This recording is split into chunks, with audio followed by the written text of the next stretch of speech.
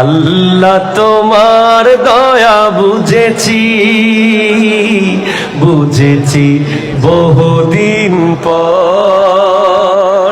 ভেবেছি দুনিয়া কত যে আপন, আসলে দুনিয়াটাই পর। ভেবেছি দুনিয়া কত যে আপন, আসলে দুনিয়াটাই পর।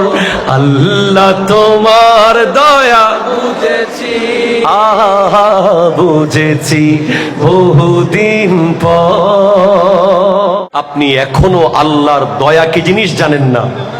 জানলে আপনি কখনো হতাশ হতেন না, ঠিক কিনা বলেন না? আপনার হতাশার ওষুধ আছে চট্টগ্রাম মেডিকেলের আইসিইউতে। আপনি আইসিইউতে গেটে গিয়ে তাকিয়ে দেখেন, আপনার মতো যুবক দুইটা কিডনি হারিয়ে ডায়ালাইসিস করাচ্ছে, আপনি সুস্থ, ঠিক কিনা কথা জোরে বলেন। আপনার মতো যুবকের সিনার উপরে ডাক্তার চাপ দিচ্ছে নিঃশ্বাস ফিরিয়ে আনার জন্য, আপনি এখনো নিঃশ্বাস নিচ্ছেন। আপনার কিসের হতাশা? আমার আল্লাহ বলছেন, যারা আমি আল্লাহর সত্যিকারের বান্দা তাদেরকে আমি পরীক্ষা করব। ওয়ালা নাবলুওয়ান্নাকুম, আমি আল্লাহ পরীক্ষা করব তোমাদেরকে বিশাইয়্যিম মিনাল খাউফ, ভয় দিয়ে, ওয়াল জু, ক্ষুধা দিয়ে। ক্ষুধা, পেটে খাবার থাকবে না কিন্তু আপনার মুখে আল্লাহর জিকির থাকবে। আপনার ভয় লাগবে কিন্তু আপনার মুখে আল্লাহর জিকির থাকবে। ওয়ানাকসিম মিনাল আমওয়াল, তোমাদের ধন সম্পদ কেড়ে নেওয়ার মাধ্যমে। ওয়াল আনফুস, তোমাদের সন্তান কেড়ে নেওয়ার মাধ্যমে। ওয়াস সামারাত, তোমাদের ক্ষেত খামার কেড়ে নেওয়ার মাধ্যমে তোমাদেরকে পরীক্ষা করা হবে বাবা। ওয়াবাশশিরিস সাবিরিন, কিন্তু এর ভিতরেও যারা ধৈর্য ধরে থাকতে পারবে তাদের জন্য সুসংবাদ রয়েছে। তারা কারা? আল্লাযীনা ইযা আসাবাতহুম মুসিবা, যারা মুসিবতের মধ্যে পড়ে। মুসিবাতুন ক্বালু, যেমন মুসিবত আসুক তারা মাথা বাড়ি দিয়ে ভেঙে ফেলে না, তারা ফাঁসিতে ঝুলে যায় না, তারা বিষ খেয়ে ফেলে না, তারা হাত কেটে ফেলে না, তারা জায়নামাজে গিয়ে আল্লাহকে বলে। জোরে বলেন না, ঠিক কিনা বলেন না? তারা জায়নামাজে গিয়ে বলে ইন্না লিল্লাহি ওয়া ইন্না ইলাইহি রাজিউন। আল্লাহ তুমি ব্যবসা দিয়েছো, তুমি নিয়ে গেছো, ঠিক কিনা জোরে বলেন। তুমি সন্তান দিয়েছো, তুমি নিয়েছো, আবার তুমি দিবা। তুমি বাড়ি দিয়েছো, তুমি নিয়েছো, তুমি দিবা। তুমি চাকরি নিয়ে গেছো, তুমি নিয়েছো, তুমি দিবা, ঠিক কিনা বলেন না? তখন আল্লাহ বলে উলাইকা আলাইহিম সালাওয়াতুম মির রাব্বিহিম ওয়া রাহমা। আল্লাহ তখন ডাইরেক্ট সরাসরি তাদের জন্য রহমত বর্ষণ করা শুরু করে দেয়। একটু জোরে বলেন সুবহানাল্লাহ। ওয়া উলাইকা হুমুল মুহতাদুন, তারাই হলো হেদায়েত প্রাপ্ত, তারাই সঠিক রাস্তায় আছে। সুতরাং আপনার যখন ডিপ্রেশন লাগবে আপনি একটু কারবালা স্মরণ করবেন। ইমাম হুসাইন রাদিয়াল্লাহু তাআলা নিজের গোটা পরিবারকে রেখে ময়দানে চলে যাচ্ছেন শহীদ হওয়ার জন্য। এর চেয়ে কঠিন পরীক্ষা আপনার জীবনে আসে নাই, ঠিক কিনা বলেন?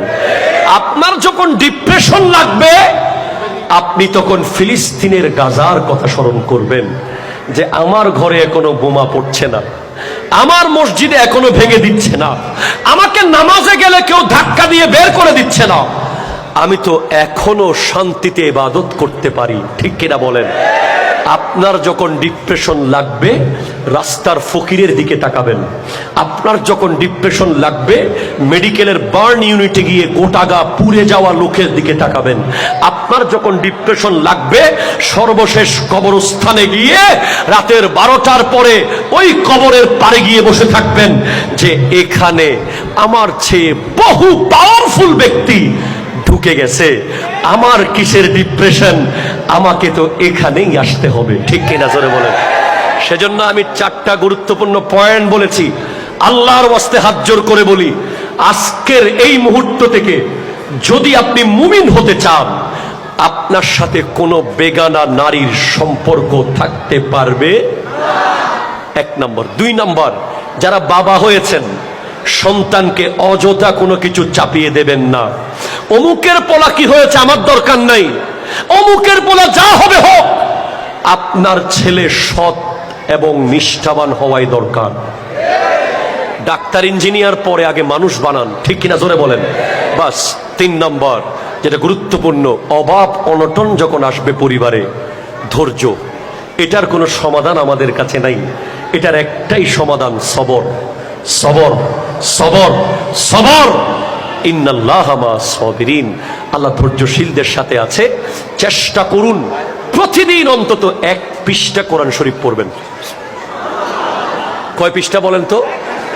হতাশার সময় বেনসন খাবেন না, ড্রাগ নেবেন না, ইয়াবা খাবেন না, বন্ধু বান্ধবের সাথে মিলে উল্টাপাল্টা কাজ করবেন না।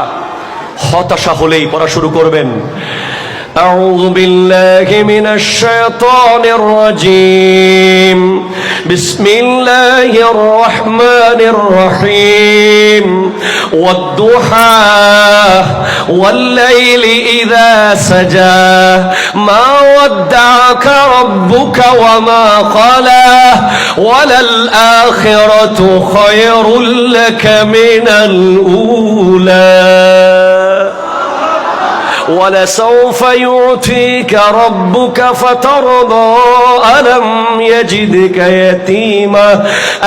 يجدك يتيما فآوى ووجدك ضالا فهدى ووجدك عائلا فأغنى فأما اليتيم فلا تقهر وأما السائل فلا تنهر وأما بنعمة ربك فحدث।